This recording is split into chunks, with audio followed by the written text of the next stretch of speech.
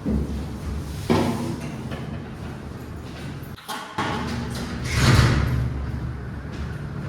pagi semuanya. Oke, baik, kita bertemu kembali di kelas Asia Selatan, studi kawasan Asia Selatan. Sekarang pertemuan pertama, maka sebagaimana biasanya kita akan membahas kontrak kuliah dan kemudian membahas materi pengantar ya. Sebelum kita mulai, saya akan mengatur sebentar untuk media laptop dan lain sebagainya ya.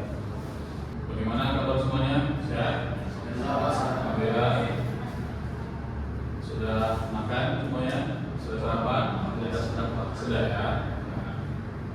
Sebagaimana biasanya sebelum memulai perkuliahan di pagi hari, tentunya harus sarapan dulu ya, biar fokus dan kemudian bisa menggarap perkuliahan dengan baik. Kalau rencana pembelajaran semester, kemudian nanti ada sedikit materi pengantar untuk mengawali perkuliahan kita di mata kuliah studi kawasan Asia Selatan ini. Nah, sebagaimana bisa dilihat, ya, untuk tim di sini ada bertiga, ya, ada saya salah satunya, dan ini adalah mata kuliah dengan bobot SKS, nah 2 SKS. Nah, kemudian selanjutnya kita masuk ke kontrak perkuliahan. Ya, pertama komponennya adalah tata tertib perkuliahan. Nah, sebagaimana biasanya, mata kuliah ini itu berjumlah 16 kali pertemuan dan kemudian 1 kali pertemuan UTS dan 1 kali pertemuan UAS ya.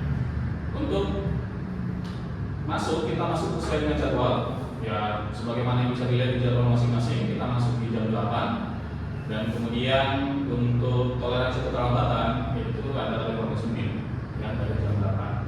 Jadi harapannya jangan sampai ada yang terlambat, baik saya ataupun kalian mahasiswa, supaya kemudian kelas kita bisa laksanakan dengan kondusif. Nah, kemudian lanjut dengan kehadiran ya. Nah, mahasiswa itu diwajibkan hadir minimal 12 kali pertemuan. Kalau misalnya tidak hadir, berarti ada 4 kali pertemuan. Ya, diperkenankan secara aturan itu tidak hadir. Dan kemudian juga dosen itu kalau misalnya juga tidak bisa hadir. Nah, oke, kita lanjutkan. Ini ada sedikit materi pengantar ya dari kelas ini.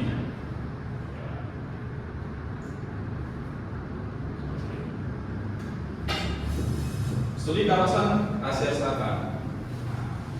Ini bahasa pengantar. Ada yang tahu posisi Asia Selatan itu di mana? Ya, di mana itu?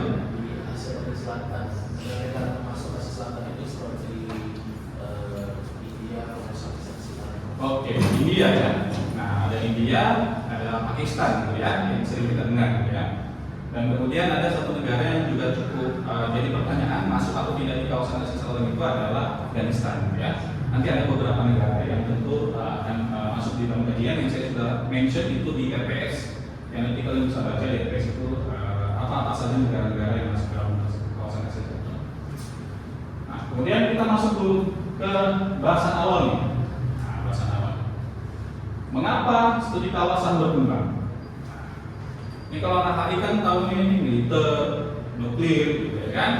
Kemudian ya perang-perangan lah, gitu ya, perang-perangan. Tapi ternyata sekarang studi kawasan itu berkembang, gitu ya. Jadi tidak hanya berbicara soal negara-negara besar dengan isu-isu militer yang dimilikinya.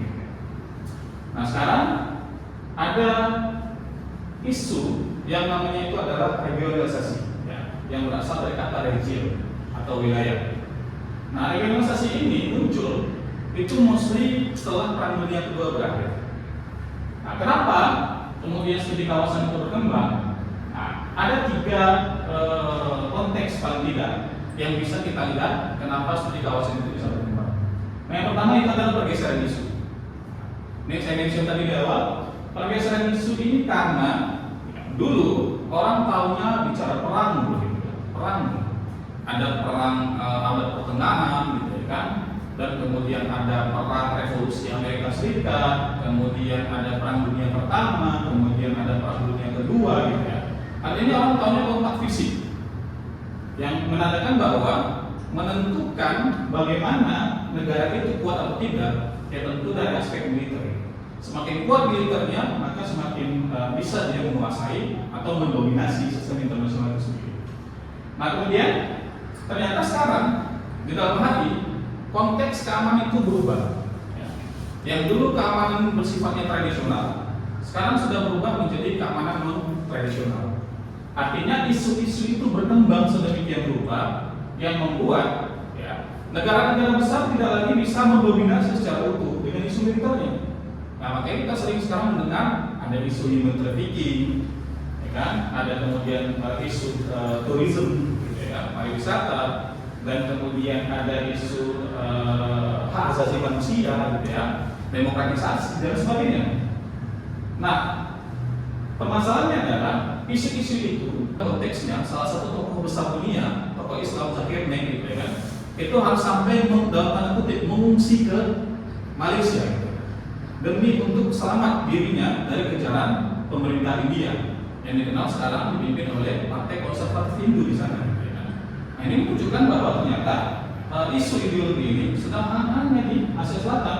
Sehingga kalau kita kemudian integral bersama, tidak dibincangkan bersama, ya, tidak kemudian dicarikan solusi bersama, maka kemudian tidak akan tercapai namanya collective security atau keamanan bersama ini. Karena tidak ada trust antara satu sama lainnya. Nah, trust itu hanya akan bisa dibangun dalam kesepakatan, perjanjian.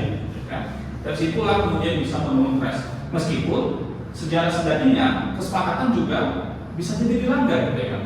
Tetapi paling tidak untuk konteks norma hukumnya, maka itu bisa menjadi satu basis komitmen bersama dari negara-negara yang terlibat di dalamnya. Nah, maka dari itu kajian kawasan ini menjadi berkembang karena ada permasalahan bersama tadi yang kemudian harus diselesaikan bersama. Nah, ini untuk studinya. Ada yang tidak dipahami kira-kira? Jelas ya? Oke. Kalau jelas kita lanjutkan ke slide selanjutnya. Nah, ini kemudian apa menariknya Asia Selatan? Apa menariknya Asia Selatan? Oke. Nah, setidaknya ada 4. Nah, ada 4 faktor yang bisa dilihat di sini. Kenapa Asia Selatan itu menjadi menarik? Pertama tentu sejarah yang kuat. Nah, yang kedua adalah kekayaan alam. Yang ketiga itu keberagaman sosial. Yang keempat itu rivalitas politik. Ini yang menarik. Nah, sejarah yang kuat. Ada yang tahu ini foto apa?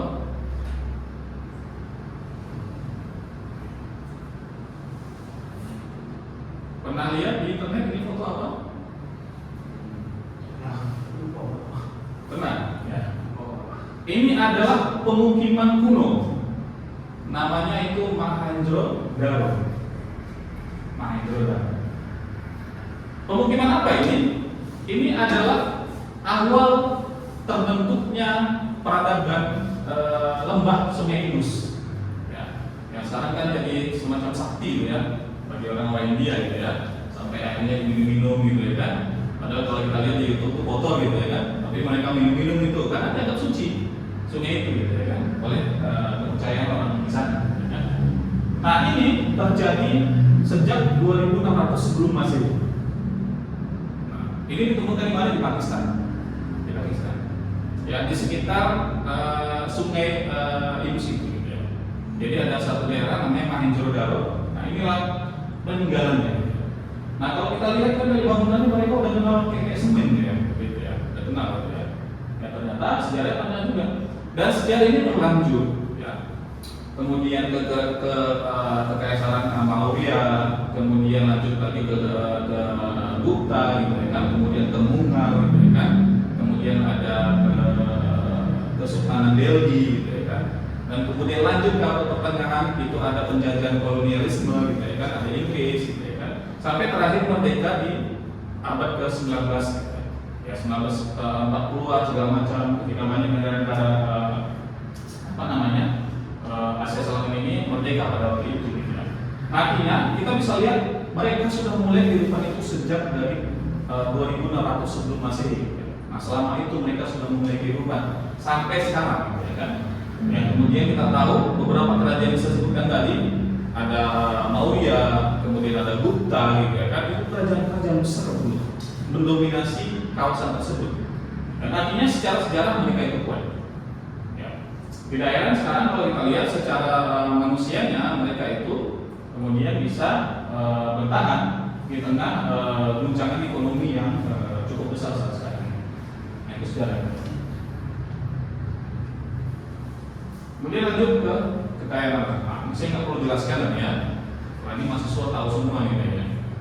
Karena ini viral terus di mana-mana gitu sekarang ya kan. Jadi kalau dilihat-lihat gitu ya kan, kita di sini masih sibuk tiktokan gitu ya kan. Nah, mereka ternyata sudah main rudal-rudalan gitu ya kan.